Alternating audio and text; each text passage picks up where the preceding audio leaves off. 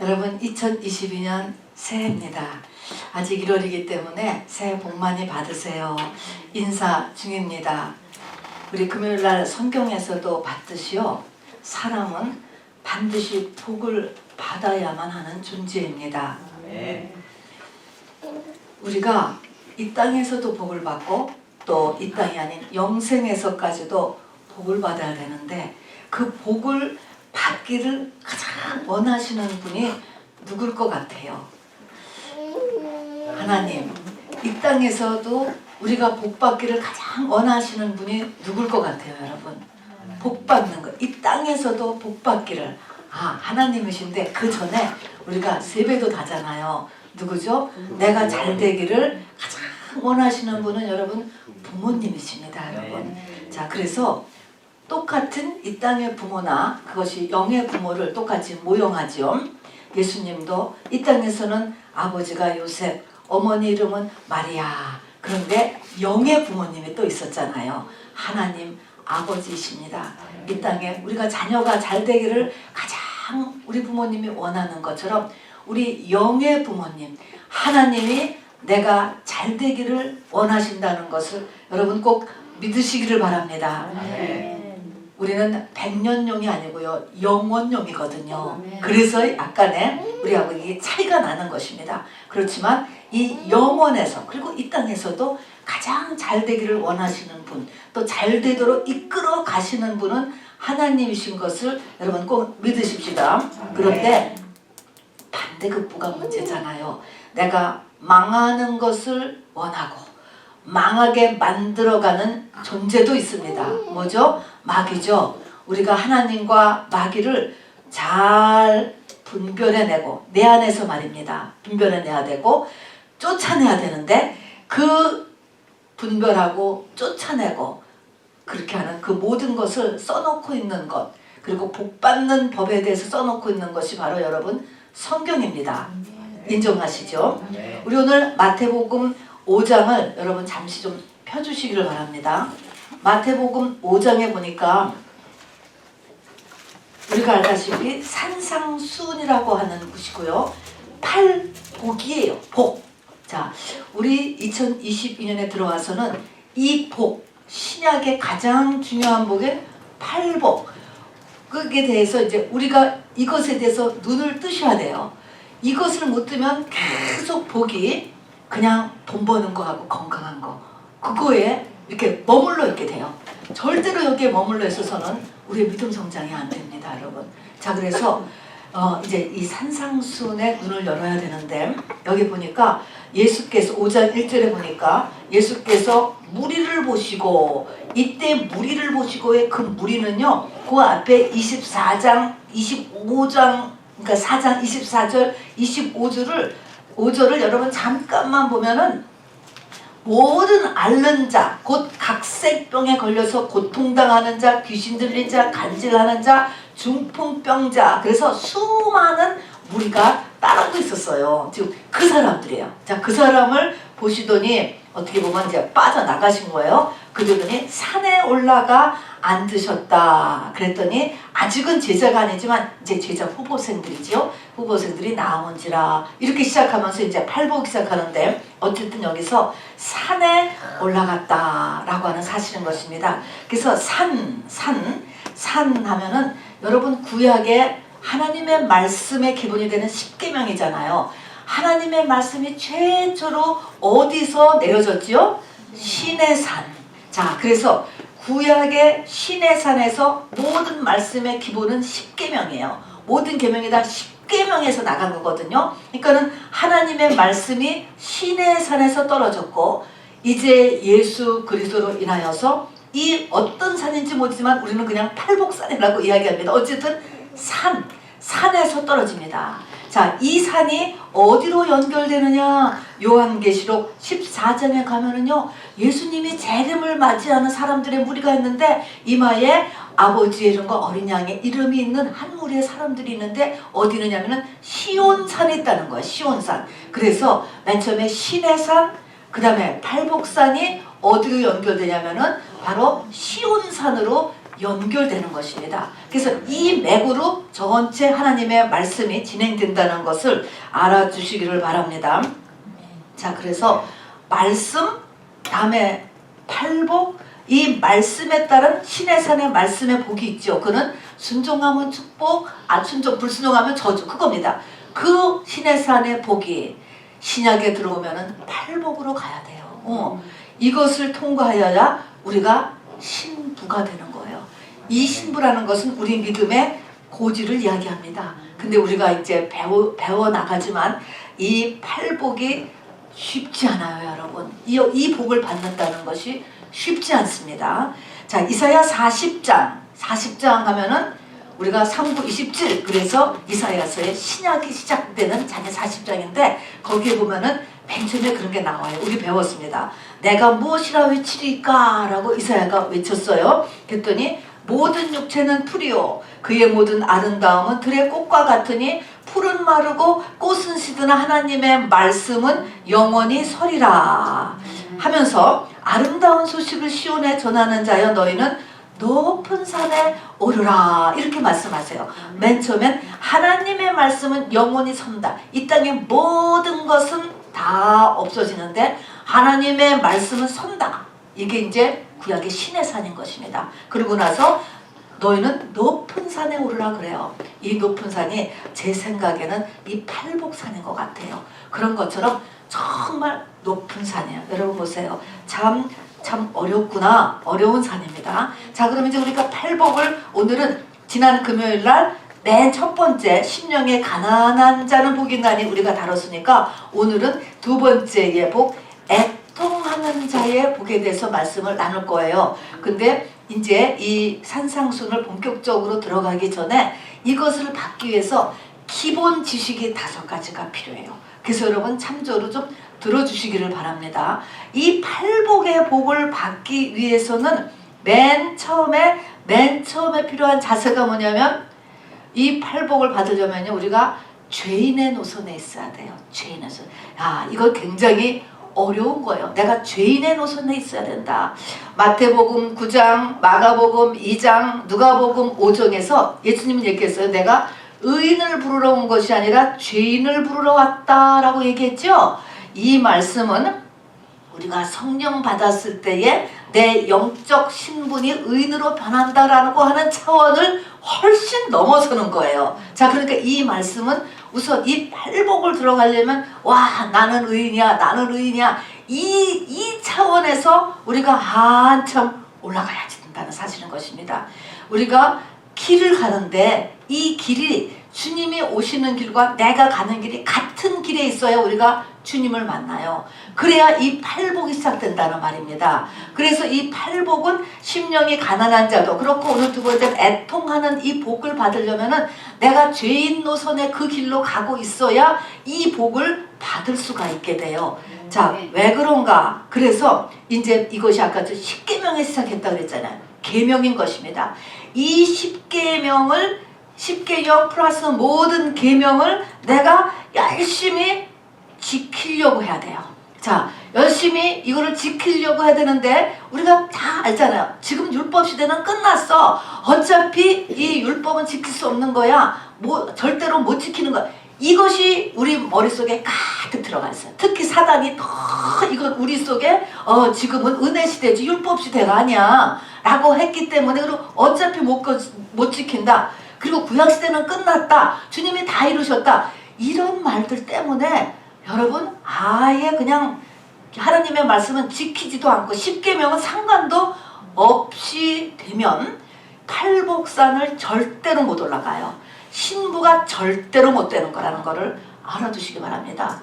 자, 그래서 하나님의 말씀을요 열심히 지킬 수 있어야 돼요. 열심히 지켜야 돼요. 자, 그래서 열심히 지키다가 보면은 어떻게 될까? 지킬 수 있을까 없을까? 못 지킨다고 계속 못 지키는 거예요. 그리고 또 말씀을 또 지키잖아요. 내가 말씀을 이렇게 착착 지켜가면 어떤 일이 일어나냐면요 그 말씀이 빛이 되어서 나를 더 비춰요. 그러면요 내 속에 그리고 말씀이 또 더 깨달아져. 그러면 더 깨달아지는 말씀 때문에 빛이 더 강해져요. 거울이 깨끗하면은 내 얼굴에 있는 것을 더 잘 볼 수 있을까 없을까? 더 잘 보이죠. 거울이 깨끗해지면 더 나를 더 비추는 것입니다. 그러니까 자꾸 죄인이 되는 거야. 이 죄인이라고 하는 것을, 너무 부족하다라고 하는 것을 벗어날 수가 없어. 말씀을 지키려고 하면은 해도 이게 내가 못 지키는 내 꼬라지 때문에 죄인. 또 지켜가고 또 해도 이것이 또 이상하게 나를 더 쪼여오는 거예요. 알수록 더 내가 부족한 것 속에 빠져들어간단 말입니다. 이게 뭐예요? 이게 죄인의 노선인 거예요. 그래서 정말 어찌할 수 없다라고 하는 이런 자기 자신에 대한 이 죄인 노선, 여기에 있는 이 길에 있을 때 이 팔복의 복을 만난다라고 하는 게 첫 번째 준비사항. 그러니까 이것이 의인으로 가득 차 있으면은 여기서 팔복을 못 들어가는 게 첫 번째 기본 지식입니다. 두 번째는요, 우리가 신약에서 가장 많이 설교되는 게 누가복음 15장 탕자의 비유라고 이렇게 통계가 얘기해요. 그만큼 많은 설교를 나와지고 우리가 다 아는 것입니다. 이 탕자의 비유에서 우리가 알아둬야 될 중요한 팩터 하나는 말입니다. 탕자가 집을 나가지 않았다면 그 아버지의 마음과 감사함을 알지 못했을 것이다 하는 것이죠. 그죠? 그 나갔다가 돌아오고 나니까 그 아버지가 좋은 옷을 입혀주고 신발을 신기고 인장을 해주고 살진 송아지 잡아서 잔치하는 그것을 하지 않습니까? 자, 이렇게 해서 여기서 우리가 알아둬야 될 것이 뭐냐면 나의 실수, 나의 부족함, 나의 못된 성격, 이런 모든 것들이 온전에 이르는 재료가 된다라고 하는 사실인 것입니다. 어쨌든 이런 것들이 필요해진다. 그냥 이렇게 당장 이 줄기만 얘기하면 이것이 필요하다는 거예요. 필요해요. 자, 세 번째는요. 여기 우리가 마태복음 5장에서 읽었지만 저도 그렇게 생각했어요. 어떻게 생각하면 이 각종 병에 걸려서 고통당하는 자, 귀신 들린 자, 간질병자, 중풍병자, 이 모든 사람을 주님이 고쳐주시니까 많은 사람이 몰려들었다고요. 제 생각에는 그냥 keep on going, 이것만 하면 어때? 계속 이렇게 하면은 서로 좋지 않을까? 사람들은 자기 병만 고쳐주면 되잖아요. 부자만 만들어주면 되잖아요. 자식만 잘 되게 해줘. 내 소원만 교회 와서 이루어주면 되는 거 아니야? 그렇고 예수님도 이걸 계속하면은 전 세계에서 비행기 타고 다 올 거예요. 정말로. 안 그렇겠어요? 그러면 그렇게 계속하지. 왜 예수님이 이거를 스탑 하고서 여기에 보면은 도망가신 것 같이 무리를 떠나셔요. 산으로 숨어 들어갔습니다, 여러분. 그리고 나서 제자 후보생들이 이 말씀을 들으러 나오는 거예요. 이때 제자 후보생도요, 참 중요한 거예요. 요한복음은요, 예수님께서는 하나님으로부터 받은 자기 양이 있다는 거예요. 자기 양. 그 양들의 이름을 각각 불러낸다는 것입니다, 여러분. 창세전에 신부로 예정된 사람들이 있어요. 이 예정된 사람들을 예수님이 각각 이름을 불러서 불러내는 시기는 다 다르지.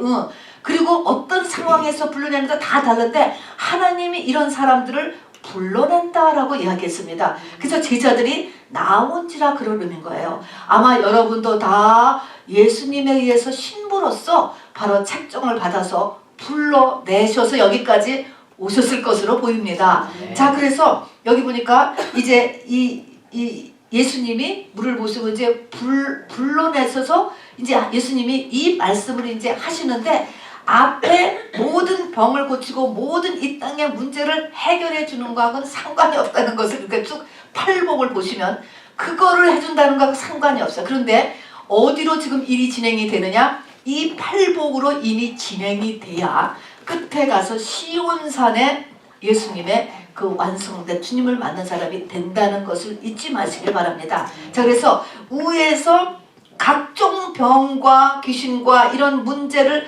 고치는 것, 이것이 교회의 사명의 전부가 아니라고 하는 사실을 반드시 알아두셔야 됩니다. 자, 그래서 이것이 세 번째의 기본 지식이에요. 그러면 왜 그랬을까?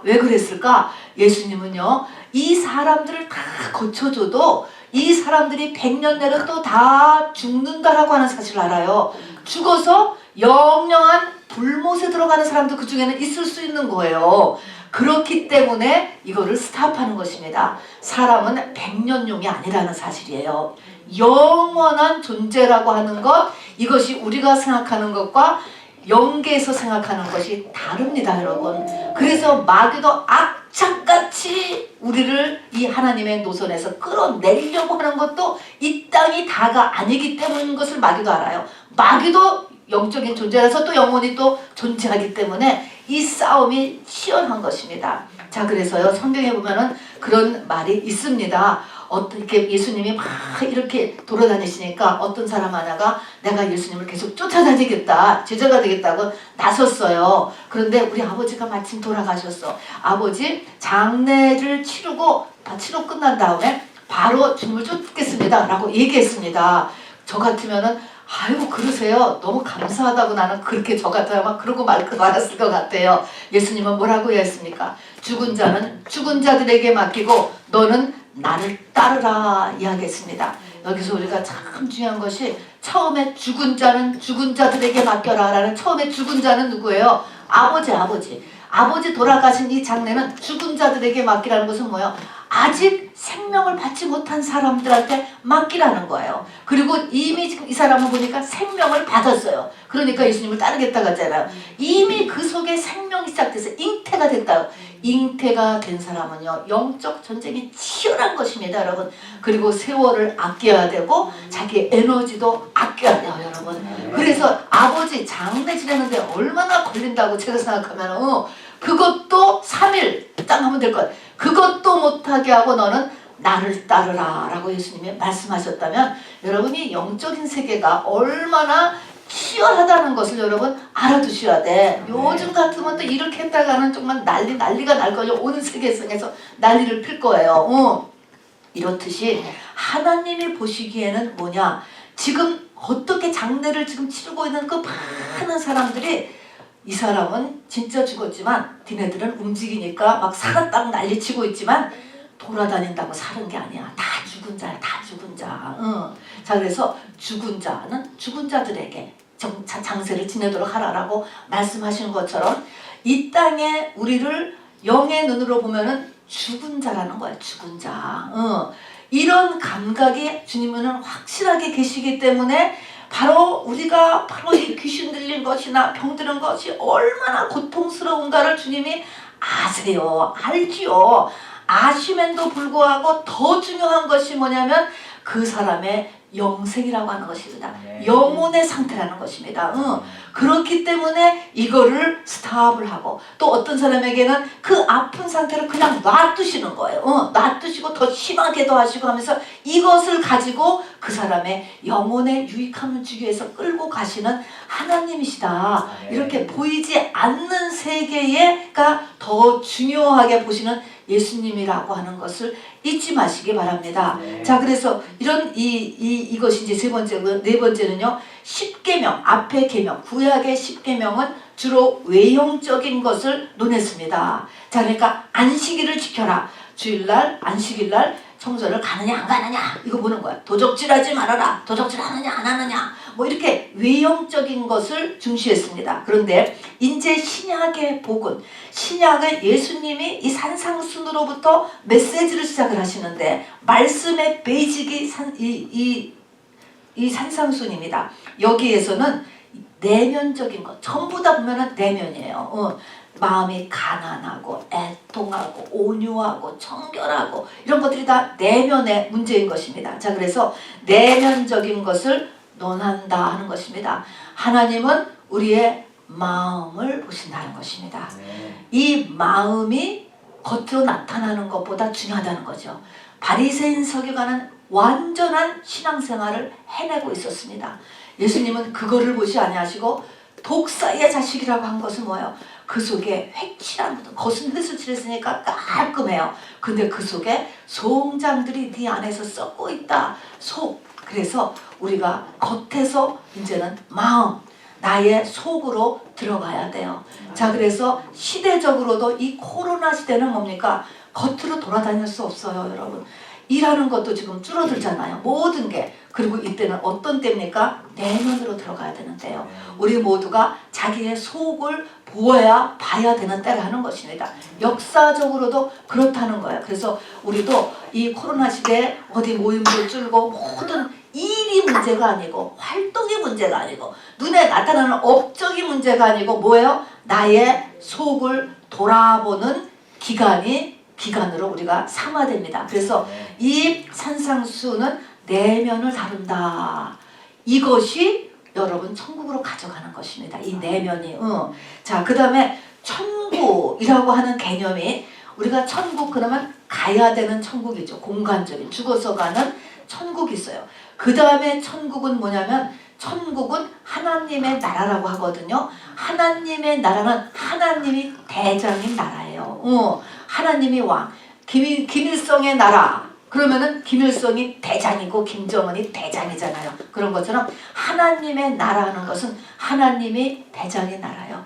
이 천국이 살아있을 때 내 속에서 일어나야 죽어서도 그 사람이 그대로 옮겨가는 것입니다. 여러분, 내 안에 천국이라는 것은 내 마음이 항상 기쁘고 뭐 편하고 그렇다는 것이 아니고 통치 개념인 거예요. 나의 주인이 누구냐 하는 것입니다. 나는 내 마음대로 살아. 내가 왕이야. 내 생각과 내 감정대로 움직여. 그게 아니고 뭐예요? 내가 성령의 제재를 받는 것입니다. 말씀의 제재를 받는 거예요. 그래서 말씀이 아니면은 주님이 나의 주인 녹화를, 이게 천국, 이게 하나님의 나라. 이것이 훈련받아서 완전히 돼서 내 안에 천국이 이루어진 사람이 육체를 떠난 다음에도 천국의 새 예루살렘 성으로 그대로 가는 것이지, 이 땅에서 내가 주인으로 살던 사람은 여러분 아무리 병을 다 고치고 귀신을 다 쫓아내서 이 땅에서 살았다 할지라도 여러분 천국으로 그것이 연결되는 게 아니라고 하는 사실인 것이죠.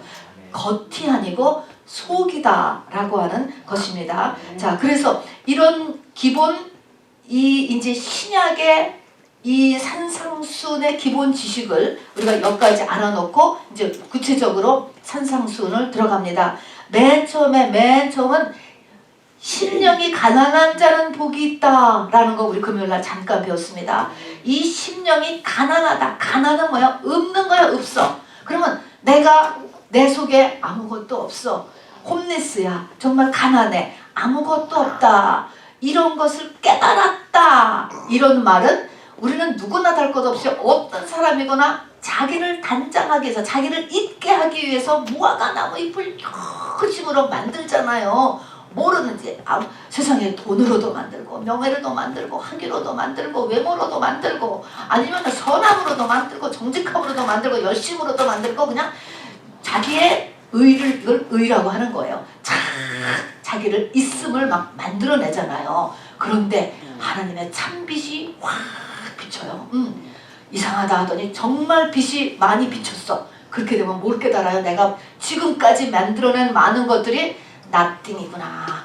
아무것도 아니구나. 죽을 때 한 가지도 가져갈 게 없구나. 아무 소용이 없어. 그냥 아침 안개. 그래서 인생을요, 성경에 보면은 안개라고 이야기했어요. 야고보 사도도 안개, 또 창세기에서도 보면은 이게 죄 지은 다음에는 땅에서 안개만 올라왔다라고 하는 그 안개가, 안개라는 것은 뭐야? 아무것도 아니고 없어져 버려. 해가 뜨면은 그냥. 그런 것처럼 이 땅에 내가 얼마나 열심히 살아왔는데 하는 것이 아무것도 아니라는 것을 깨닫는 자는 복이 있도다.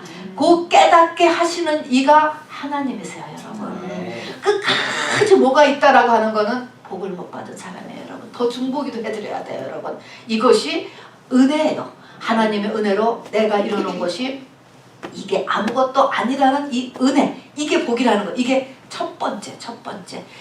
근데 이것이 있어야 여러분 그 다음 단계로 이게 올라갑니다. 이 산상수는. 그래서 이것이 이제 우리 속에 이렇게 조금씩은 여러분 다 느꼈을 거예요, 여러분. 이 땅의 것이 다가 아니다. 아니면 이 시간에 돈 벌러 갔겠지, 여러분. 그래서 이게 다가 아니다라는 것인데 이게 확실하게 딱 나는 empty다. 정말 불교에서 물을 얘기하잖아요. 근데 여기에서는 지금 성령을 받은 사람을 얘기하는 거기 때문에 이 불교하고 기독교하고 같다라고 생각하시면 안 돼. 성령을 받은 사람이 그 성령, 빛으로 인하여서 내가 아무것도 아니라는 것을 깨닫는 것이지, 그것 하나님의 빛이 아닌 그것도 없는데 인생은 뭐야, 그거하고는 전혀 다른 차원의 이야기입니다, 여러분. 자, 그러면 이제 두 번째가 애통이에요. 애통. 여러분, 애통이 뭐냐면요, 애통은, 성경에서 말하는 애통은 독자를 잃은 부모의 울음이에요, 여러분. 상상을 초월하죠. 이 땅에서 자식을, 그것도 하나밖에 없는 자식을 자기 생애 동안에 그 자식의 죽는 꼴을 본 엄마의 울음이 애통이라고. 이런 애통이 있으면은, 애통을 하게 되면은 복이 있다는 거야.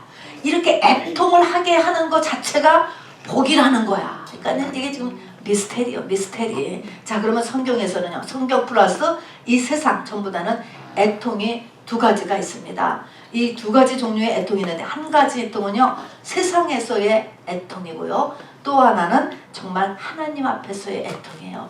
첫 번째, 세상에서의 애통도 있어요. 예수 안 믿어도 자기가 소중하게 생각했던 것들이 없어졌어, 놓쳤어. 그러면은 애통한다니까. 애통하지 않아요? 열심히 돈이 전부인 줄 알고 사던 사람이 그 돈이 만약 싹 없어졌다, 여러분 애통하죠. 못 살죠. 분해서 못 살죠. 그냥 이렇게 애통이 일어나요. 그게 성경에서도 나옵니다. 요한계시록 18장에 가서 보면 주의 재림 때 이 땅에 바벨 성과 바벨 도시와 모든 것들이 다 무너져 내린 것입니다. 그것을 보고 사람들이 애통했다 그랬습니다, 여러분.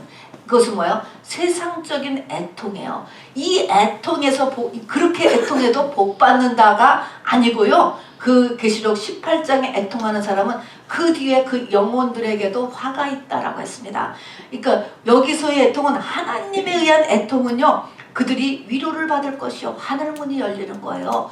복을 받는 거야. 그런데 이런 성령을 받은 사람의 애통이 아니고 그냥 세상 사람이 이가 빠득빠득 가는 것은 그 영혼까지도 이제 크게 화를 당하는 일이 일어납니다. 자, 그래서 세상적인 애통이 아닙니다. 자, 그러면 어떤 이렇게 독자를 잃은 것 같은 이런 이 통곡을 성령 받은 사람에게서 일어나면 그것이 하나님의 위로를 받아서 복이라는 거야. 그렇게 되는 것이 복이라는 거야. 그렇게 되면 하늘문이 열리는 거거든요. 자, 이게 신부단장에 들어가는 거거든요. 이게 도대체 무엇일까 해서 성경에 똑같은 애통으로 쓰여진 똑같은 그런 그 단어가 있어요. 히브리어건 헬러건. 그것을 5개를 찾아서 여러분에게 소개해요. 이 5개 중에 하나로 우리가 들어가야만 합니다. 자, 그러면 맨 처음에 얘가 우리 가깝게 있기 때문에 베드로부터 지금 얘기를 하는 거예요. 베드로입니다. 자, 베드로는 오병이어의 기적을 맨 처음에 보니까 오병이어 기적을 체험하고 정말 신났죠. 성령이 충만했어요. 충만해가지고서 이제 강을 건너가는데 이게 막 풍랑이 일었잖아요. 근데 주님이 오셨죠. 주님이 오시더니 베드로 보고 무리를 걸어오라. 또 주님이시거든 나더러 무리를 걸으라 명하소서라고 베드로가 얘기를 해요. 그러니까 예수님이 걸어오라라고 얘기했어요. 그러니까 베드로가 물 위에다가 첨벙하고 들어갔죠. 굉장히 성령 충만하죠. 굉장히 성령 충만. 그 밤에 얼마나 무서워요. 그래서 걸었어요. 자, 걸었는데 조금 걸어다가 무슨 생각이 딱 났죠? 딱 마음이 갈라지는 거예요. 두 마음이 됐죠. 두 마음. 죽음의 공포가 막 몰려들고 이게 내가 뭐 하는 짓이야 딱 생각이 들었습니다. 그러면서 빠져들어가니까 이제 주님이 건져주셨어. 여러분, 이렇게 마음이 둘로 갈라지고 생각이 들어오는 게 이게 뭘 것 같아요? 이게 겉사람이야, 겉사람. 여러분, 이게 자아예요. 자아가 발동하는 것입니다. 이 지점의 생각이 딱 들어가는 것이죠. 자, 그런 일이 있었고요. 그 다음에 요한복음 10장에 가서는 이제 예수님께서 십자가를 지시기 전에 내가 가는 곳에 너희가 나를 또 따라올 수 없다. 그러나 나중에는 따라올 수 있다. 그러니까 어디를 가시나이까 이렇게 얘기를 하면서 베드로가 내가 주를 위해서 목숨을 버리겠나이다. 내가 주님을 따라간다는 거예요. 자기 의지를 살려서 나는 주님을 따라가겠나이다 하고 따라가는 정도가 아니고 내가 목숨을 버리겠나이다 이렇게 얘기를 했어요. 그랬더니 예수님이 내가 닭 울기 전에 3번 나를 부인하리라 이렇게 말씀하세요. 이 말도 언뜻 우리가 들으면은 세상에 내가 만일에 이렇게 얘기를 했다고 쳐보세요. 내가 주를 위해서 목숨을 버리겠나이다 이렇게 얘기했더니 네가 닭 울기 전에 3번 나를 부인하라. 그러면 뭐야? 와 우리는 화날 것 같아요. 사람을 인컬리지 시켜주는 것이 아니고 또는 너는 말이라도 정말 고맙다 이렇게 얘기해주지도 않고 그냥 다 까버리신 거잖아요. 네가 3번 나를 부인하리라. 이게 엄청 자존심이 상했을 텐데요. 이게 자존심이 상하는 얘기잖아요. 이게 뭡니까? 너는 네 지금 자아를 가지고는 그 겉사람을 가지고는 나를 쫓아오지 못한다. 그것이 지금 그 말을 하는 너 그 상태가 지금 너의 자체야. 그것이 내 실상이야 라고 하는 것을 이렇게 보여주시는 거예요. 이것이 나중에 베드로는 깨달았을 거예요. 우리가 마음 먹었다라고 해서 또 내가 할 수 있을 것 같다라고 해서 그걸 붙잡고 막 지금 가는 거잖아요. 그런데 주님은 너는 안 돼. 네 그걸 가지고서는 안 된다 라는 거 이렇게 말씀해 주신 것입니다. 그렇게 된 다음에 진짜로 어떻게 됐습니까? 주님이 잡히는데 쫓아갔잖아요. 그런데 이 이제 사태가 이렇게 변화될 때 이렇게 변화가 이렇게 되면서 이제 이 베드로가 이 닭 울기 전에 3번 나를 부인하라 그 말씀이 생각나서 울었다 그랬잖아요. 그리고 그러기 전에 멀리서 이제 사태가 이렇게 변화돼 가지고 야 이거 꼼짝없이 로마한테 완전히 잡혀가지고 사태가 완전히 역전돼서 예수님이 살아날 수 있는 가능성은 없다. 이제 완전히 이것이 확정되고 나서 나니까는 그 다음에 이제 마음이 변한 거예요. 안 되겠구나. 도저히 안 되겠구나 하니까 이제 예수님을 부인했죠. 거기다가 마침 그 여종이 저 사람도 한편이다 라고 얘기를 하니까 이제 부인한 게 나와요. 자 그리고 그 앞에서도 보면은 이제 예수님이 6월절 만찬 끝나고 나면 밤에 겟세마네에서 기도하고 난 다음에 로마 병정들이 잡으러 오지 않습니까? 저벅저벅 군화의 소리가 들려왔을 때 그리고 정말 요즘같이 빨간불 파란불 번쩍번쩍하면서 폴리스가 옷 입고 와가지고 권총차 그러면 얼마나 무섭겠어요. 처음에는 되게 무섭고 두려웠을 것 같아요. 그렇지만 베드로는 생각했던 것 같아요. 내가 죽기까지 예수님을 따른다고 했지. 내 목숨을 드린다고 했지. 그런 생각이 올라와가지고 칼을 뽑아서 말고에 로마 병전의 귀를 내려쳤습니다. 여러분 이거 죽기를 각오한 거예요. 굉장하게 용기를 낸 것입니다. 그 용기가 어디서 나왔을까? 내가 옛날에 말했잖아. 내가 그렇게 결단했잖아. 각오했잖아. 예수님을 내가 죽기까지 따르겠다라고 했잖아. 내가 목숨을 버리겠다라고 했잖아. 이렇게 한 것이 뭐예요? 베드로의 자아예요. 자아. 그 자아의 모습들이 계속 지금 이렇게 드러나지만 여러분 그러나 이 자아의 모습들이 드러나고 하다가 어디까지 끝까지 이제 나중에 완전히 사태가 어떻게 예수님도 힘을 안 쓰시는 거야. 역전이 안 되는 거를 확실하게 계산하는 거예요. 상황 판단을 완전히 하게 됐어요. 그렇게 하니까 어떻게 돼요? 이제는 나라도 살아야 되겠다 되는 거예요. 나라도 살아가 되니까 여종이 베드로 저 사람도 예수와 한패다 라고 얘기를 하니까 아니라고 했죠. 3번이나 하고 도망을 나가는데 예수님이 멀리 있으니까 이제 소리는 안 들리고 하면서 딱 돌아보셨잖아요. 베드로를 눈으로 이렇게 쳐다보셨잖아요. 그 눈이 하나님의 은혜의 눈인 것 같아요. 그 눈빛 때문에 바로 그런데 닭이 울었어. 그래서 베드로가 어떻게 여기 보니까 아까 통곡하였다 그랬습니다. 통곡 이게 바로 애통이에요. 애통. 저 속에서부터 자기가 모든 것을 버리고 예수를 따랐잖아요. 다 버리고 예수를 따랐잖아요. 다 따르고 자기가 정말 진심이잖아요. 그게. 그리고 정말 최선을 다했잖아요. 목숨을 버리겠다고 목숨을 죽을까 하고 로마 병정한테 댐비기도 했잖아요.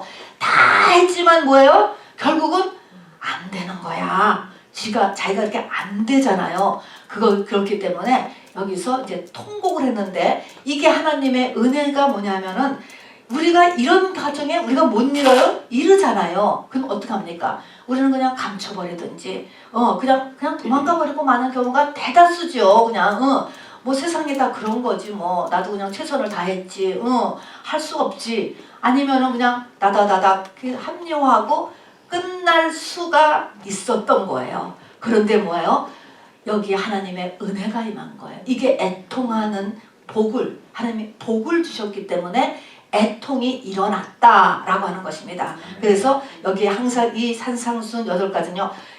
이것이 복이 먼저 하나님이 복을 주셨기 때문에 심령이 가난했고 하나님이 복을 주셨기 때문에 애통 이런 순서래요. 이 순서가 그러니까는 우리는 심령이 가난한 자는 복이 있다.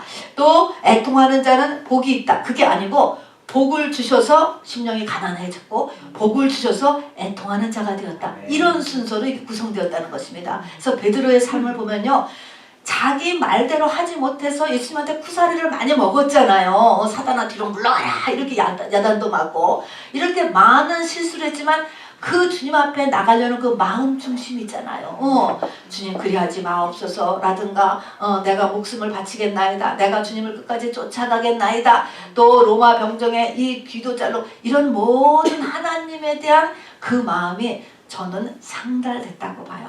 꼭 믿음의 사람들을 보니까요. 그 사람들이 엉망진창 실수 막 이렇게 있어도요. 그 사람의 중심이요. 정확하게 하나님 앞에 계산돼요. 여러분. 계산되어서 하나님이 하나님의 형통의 길로 그 사람을 인도해 가세요. 꼭 우리 눈하고는 달라요. 우리 눈에는 뭐 세상적으로 잘된 것이 그냥 하나님의 축복으로만 보여지는데 하나님은 이 사람이 저 천국 시온산의 신부로 우리를 이끌어 가시거든요. 여기 보세요. 심령이 가난하고 애통하고 뭐 이런 것들이 무슨 세상에서 이게 복으로 카운트가 됩니까? 돈이 와야 복으로 카운트가 되는 것이지. 벽이 안 생겨야 복인 줄 알지. 여기는 절대로 그렇지가 않아요. 하나님의 복은 말입니다. 자, 그래서 첫 번째는 이 베드로가 애통했다. 이것입니다. 이것에 대한 애통은 뭐냐면은 바로 이런 자기 자신의 겉사람, 자의 한계를 내가 받아들이는 복이에요. 받아들일 수 있는 복. 끝까지 가본 거야. 다 해봤어요. 베드로 물론 유대니까 율법 다 알잖아요. 안식일 지키고 11주 이런 건 아주 기본이죠. 그러니까 이런 율법을 다 해봤는데 자기 자신이 안 되는 그 한계를 확실하게 보고 그것에 대해서 어떻게 한 거예요? 그 한계 때문에 그냥 애통하는 이 애통을 울었다. 통곡했다. 통곡. 이것까지 가는 이 복. 여기 하나님의 은혜가 없으면은 못 가는 거야. 애통이 안 되지. 우리가 다 감추고 그냥 살지. 이런 복. 이게 이제 베드로가 이렇게 됐어요. 자, 그러니까 시간이 지나면서 이 베드로는 제자가 되었는데 제자 중에서도 수제자가 되었잖아요. 제자 대표가 베드로예요. 또 베드로가 무식하다고 성경은 나와요. 그런데 이 베드로가 베드로 전후서 성경도 썼어요, 여러분. 이런 놀라운 하나님의 이런 이 반석으로 끝을 맺는 것이 우리가 보여집니다. 두 번째의 예는 그러니까 이것은 겉사람 자아에 대한 복이에요. 자아를 우리가 받아들이는 복. 그것 때문에 애통하는 복. 두 번째의 예는 똑같은 이런 애통한 예가 사도 바울인 것입니다. 사도 바울이 로마서 7장에서 정말 오호라 나는 공고한 자로다. 누가 나를 이 사망의 몸에서 건져내랴 라는 오호라 나오는 공고한 자로다. 이 애통, 이것도 똑같이 애통인데요. 이 때가 이 예수 믿고 금방 때가 아니에요. 물론 바울도 율법에서 흠이 없는 자라고 그랬어요. 율법을 다 지킨 사람이야, 사도 바울이. 그 율법에 흠이 없었던 자가 예수를 만나서 다음에 로마서 7장까지는 한참 진행이 된 거예요. 로마에서 쓸 때는 한참 진행이 된 다음에야 애통의 복을 받은 거예요. 그래서 이때 어떻게 했냐면 자기 속에 있어서 자기 속에서 정말 자기 육체 속에 이 육체라고 하는 성향이 선을 행하지 않아. 악뿐이야. 선한 것이 없어. 그리고 가만히 보니까 이 죄가 자기를 이기더라는 거예요. 자기를 잡아오는 것을 보는도다. 그래서 자기 속에 있는 죄성, 원죄, 그리고 원죄에서 나오는 7가지 마음에서 나오는 죄, 또 7가지 가난의 7 족속 같은 그 성향이 자기 속에 깔고 있으면서 요것이 쬐끔만 뭐 하면은 자기 거예요. 아차면은 자기를 이겨먹는다는 거예요, 얘가. 그래서 오호라, 나를 이 사망의 몸, 이 살아있다고 하는 이 자체가 이 죄 속에서 내가 이 죄 속에서 성령이 계시고 거기에 내 자유의지가 같이 있는 거예요. 이 죄를 내가 어떻게 하면 좋을까? 이 죄를 완전히 없앨 수는 없어요, 여러분. 그래서 끝까지 바로 이 죄하고, 그래서 나는 죄인 중에 괴수다, 나는 날마다 죽노라 하는 것이 이 죄하고의 싸움을 끝까지 하면서 가는 것이지, 나는 완전히 죄하고는 이제 상관없는 것이야. 이렇게 살면은 믿음의 성장이 안 돼요, 여러분.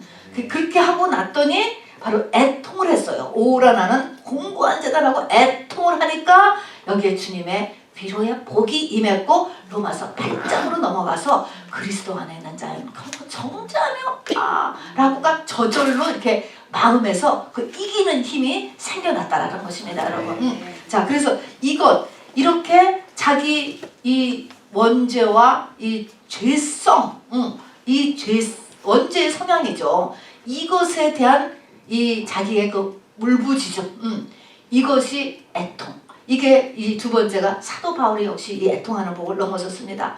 세 번째로는 다윗이야, 다윗이 시편 51편을 보면은 상하고 통회하는 마음을 주께서 멸시치 아니하시리다 하면서 주의 성령을 나한테서 거두지 마옵소서 이렇게 기도하는 그것이 이 상하고 통회하는 마음이 애통이라고 하는 단어를 똑같이 썼다고 합니다. 우리 알다시피요, 이것을 썼을 때 다윗은요 이미 10여 년에 거친 이 하나님과의 광야 생활을 다 합격했을 때예요. 연단을 많이 거치고 훈련을 많이 거친 사람이잖아요. 그래서 하나님의 이 때에 따라서 왕이 되셨어요. 왕이 되고 성전도 지어 바치겠다고 하나님 앞에 이렇게 올렸었다요. 그 뒤에 일어난 게 밧세바 사건이에요. 우리가 다 알지만 밧세바 사건을 보세요. 거기에 무슨 사랑이 있고 무슨 윤리가 있고 양심이 있고 믿음이 있어요?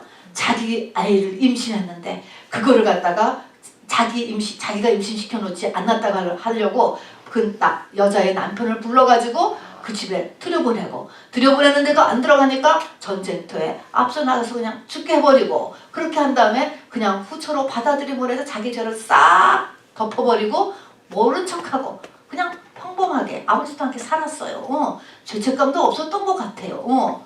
그렇게 지냈던 거를 하나님이 다윗을 사랑하시기 때문에 드러내신 거예요. 다 드러내고 보니까, 그리고 거기에 내가 회개를 하겠다 라고 발을 띄니까 거기에 회개의 영이 임해서 전에는 죄인 줄도 모르고 지냈던 이 다윗이 침상을 눈물로 적셨다라고 이야기했습니다. 그리고 바로 자기의 죄가 얼마나 깊은지 성령을 거둘 것 같은 거야. 취소될 것 같아. 지옥 갈 것 같은 거예요. 성령을 거두지 마옵소서라는 말을 이렇게 할 수 있게 되었고, 그렇기 때문에 다윗은 그 뒤에 오는 모든 속건제 받는 거죠. 이거를 다 아주 그냥 꼼짝없이 그냥 앙알거리지 않고 다 받았습니다. 이 죄값을. 이게 뭐야? 애통을 겪었기 때문에 그런 거예요. 이래서 다윗이 자기가 이것을 통해서 이제 이 영원한 왕, 예수님의 신부선에 올라가는 것입니다. 그래서 이런 다윗의 자기 속에 이것은 뭐예요? 조금 조금 뭐가 아차하는 순간에 아차하는 순간에 어떻게 됐어요? 아차하는 순간에 이렇게 아주 정말 자기의 이 돌아가는 이 간교함, 이런 것들이 놀란 거예요. 여러분, 그래서 시편 51편 이 다윗이 밧세바의 사건을 하나님한테 들키고 나서 하나님이 확 비춰줘서 자기의 실상을 보게 했을 때 이 쓴 시편 51편의 시는요, 그 전에 광야를 지나면서 먹을 것이 없어서 기도하고 병들어서 기도하고 죽음의 위기에서 또 사울 때문에 억울해서 그런 기도 문학은 전혀 차원이 다른 기도를 해요. 차원이 다른. 우리도 그런 거예요. 나의 죄성 때문에 하나님 앞에서 기도하고 울고 이런 차원이 우리에게 필요해. 그냥 너무 병이 힘들어서 돈이 정말 너무 필요해서 우리 자식 새끼가 너무 속을 썩여서 그 문제 해결하는 그 차원을 넘어서 나의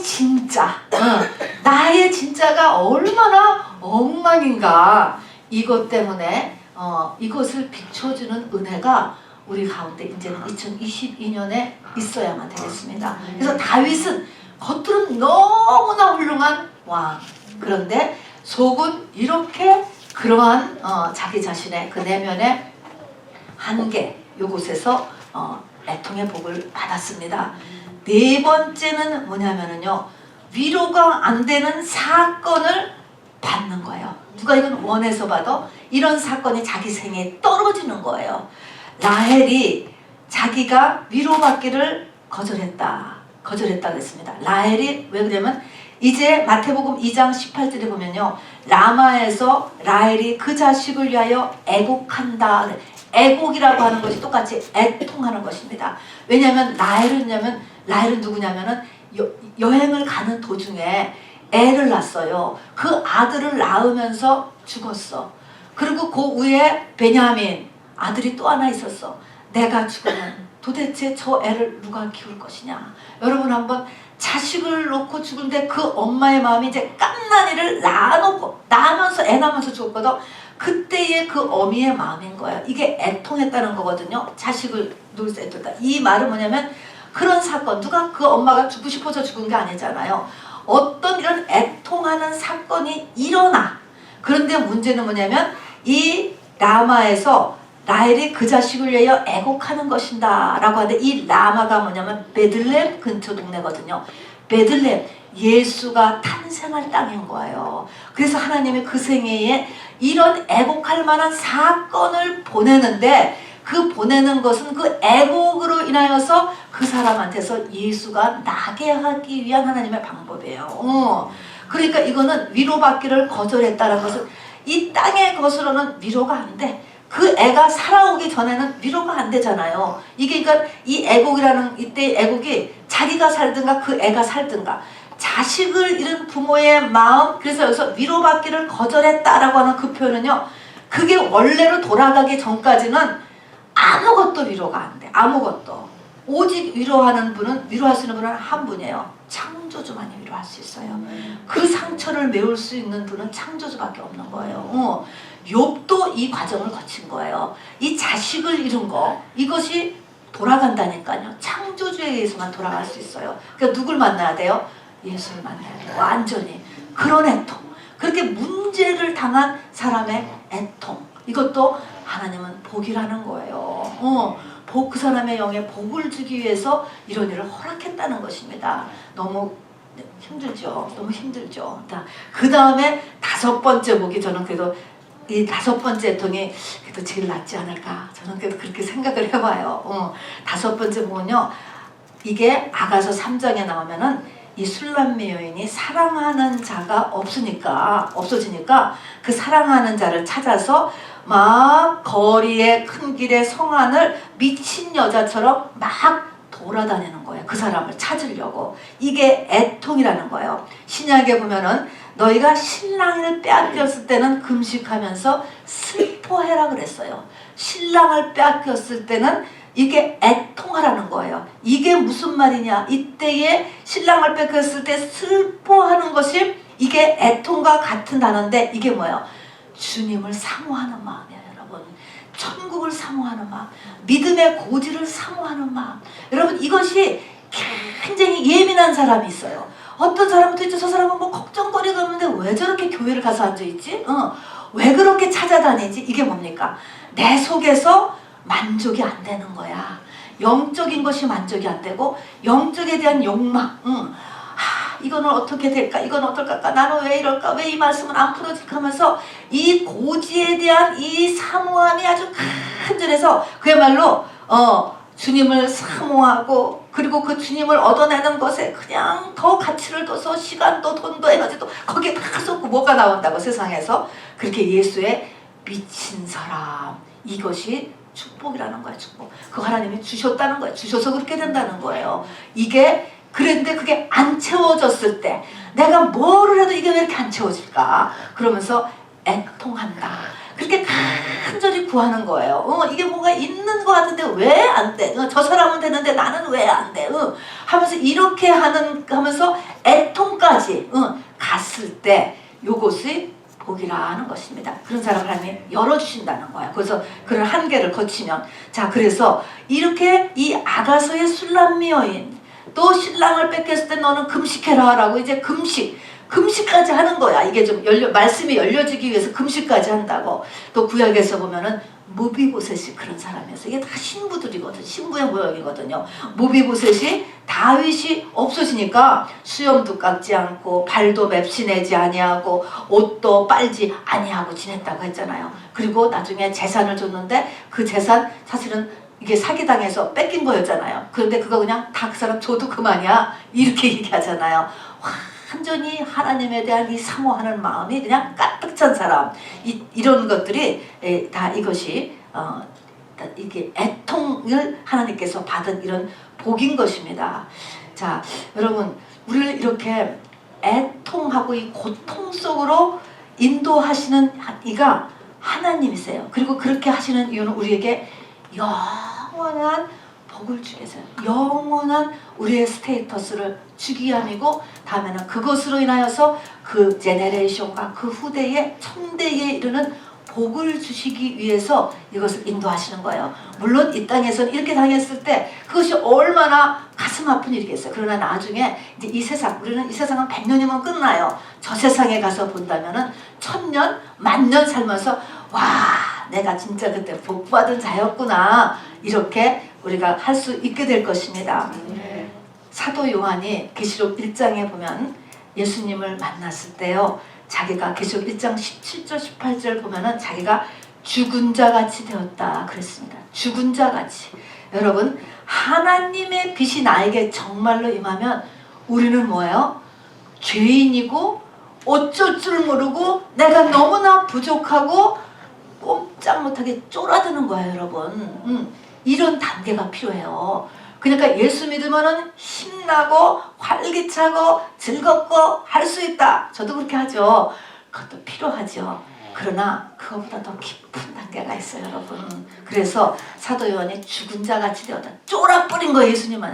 정말로 예수님이 우리를 찾아오시고 우리를 사랑하시고 우리에게 가까이 오면 여기 있는 것처럼 내가 아무것도 심령이 나띵이구나, 내가 보험사로서 이런 게 보고 여기 있는 것처럼 와, 나의 한계 때문에, 나의 부족함 때문에 애통이 쏟아지는 이런 단계로 들어가는 거. 이것이 우리가 신부로 가는 길이에요. 그리고 근데 아까 말씀했지, 죽은 자같이 되었다. 사도 요한이 자기가 죽은 자같이 되었다. 이것도 똑같이 애통하는 상태예요. 뭐 자기 독자가 죽었으니 이 상태가 어떻게, 애통이죠. 애통하는 상태가 되는 이런데, 사도 요한이 이 애통하는 그런 상태가 된 다음에 계시록이 열린다는 것을 알아야 돼. 이게 계시록 1장에서 사도 요한의 상태예요. 이것을 통과했기 때문에 계시록 2장부터가 하나님이 이 종말의 계시를 여시잖아요. 아무한테나 여는 게 아니에요. 이것이 그 열기 바로 전에는 정말 이 사도 요한이 팔복의 은혜를 받은 상태, 죽은 자같이 되었다.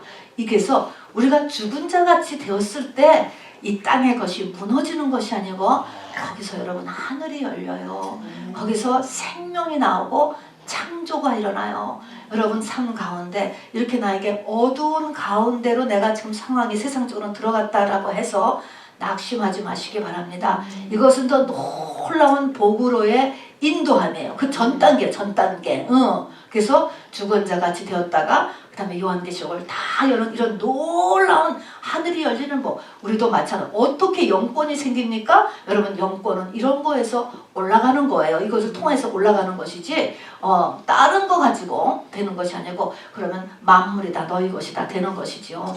자, 말씀을 이제 마치겠습니다. 여러분, 우리가 새해 들어서 복 많이 받으세요. 새해 복 많이 받으세요. 복복복 하는데 신약의 복은 팔복이 복이래요, 여러분. 얼마나 놀랍습니까? 팔복이 복이래요. 오늘, 그리고 이 팔복, 이 8과목, 8코스, 8코스를 통과해야 여러분 신부가 되는 거예요. 요즘 신부가 되는 것도 유행이라서요, 그냥 다 신부라고 하는데 신부는 정말 좁은 길이에요. 이 팔복을 통과해야 팔복산을 올라가야 너희는 높은 산에 올라. 거기가 주님이 글로 오신다니까요. 거기서 주님의 신부로서 우리가 주님을 맡게 되는 것입니다. 그래서 이 팔복산을 이제 우리가 올라가야 되는데 오늘 두 번째 애통 하나님이 어떤 복을 우리에게 주셨냐면 애통하는 복을 주시기를 원합니다. 네. 여러분 아멘이죠? 네. 여러분은 아멘 하실 것 같아. 딴 데서는 이렇게 얘기하면은 그래도 싫다. 그래도 나는 솔로몬 같이 사는 게 좋다. 그런 분은 아직도 한참 더 가야 되고요. 그건 아주 이것이 이제 여기서는 우리는 이제 이 팔복으로 들어가실 것입니다. 근데 오늘은 두 번째 애통하는 복. 애통이 뭔가라고 했을 때 5가지 사람들을 늘 생각해서요. 이 5가지 중에 나는 어떤 식으로 여러분 애통을 받기를 원하시는가? 여러분 이미 시작했을 거예요. 여러분 중에. 뭘로? 베드로같이 자기의 이 자아하고의 싸움. 또 이기고 자아가 나를 계속 이기는 거야. 이 자아가 모든 것의 문제야. 그냥 이거 못 이겨. 자아 때문에 문제인 베드로. 또 죄성 때문에 내면의 이 죄성 속에는 죄성 때문에 고통받았던 바울, 또 다윗, 급하면 올라오는 이 밑바닥의 이 간교함, 죄성, 다윗 똑같죠? 그 다음에 신랑을 잊어버린 애통, 또 라헬같이 애통한 사건을 자기가 원하지 않지만 부닥친 거, 다 이런 것들로. 그러나 이것이 다 하나님의 복이요. 이것을 뭘로 바꿔요? 하나님으로 채워야 돼요. 하나님으로. 하나님만이 해결할 수 있는 것입니다. 자, 그러면 하여튼 어쨌든 우리가 이 8가지 복을 이제 하나님께서 주셔서 이것을 받게 되면 여러분 이게 다 되면 8가지 복을 다 받은 사람은 어떤 모습을 띌 것 같아? 여러분 생각에 이 팔복을 다 받았어. 어떤 사람이 다 겪어냈어. 베드로같이 애통도 했죠. 통곡했다 그랬잖아요. 자기 자신의 모습을 확실하게 봤잖아요. 전부 다 내 의였구나. 전부 다 나였구나. 나 물에 뛰어든 것도 나고, 그것도 아마 제 생각에는 물에 뛰어든 다음에 빠진 다음에는 계속 갈걸. 나는 완벽주의잖아요. 그러니까 또 계속 갈걸 하고 또 후회했을 것 같아. 이 모든 것이 다 자아자. 이렇게 해서 어쨌든 8가지를 다 통과하는 한 사람은 어떤 모습을 띌까? 그 누굴까요? 예수죠, 여러분. 예수예요, 여러분. 이게 예수인 것입니다, 여러분. 그래서 사람은 이 땅에 태어나서 예수가 되는 것이 목적이고, 그렇게 된 것이 가장 큰 축복이야, 여러분. 그렇게 된 그곳에 근접해가는 2022년이 되길 주님의 이름으로 축하합니다. 축복합니다. 우리 이 시간에 우리 찬송 힘차게 같이 부르겠습니다.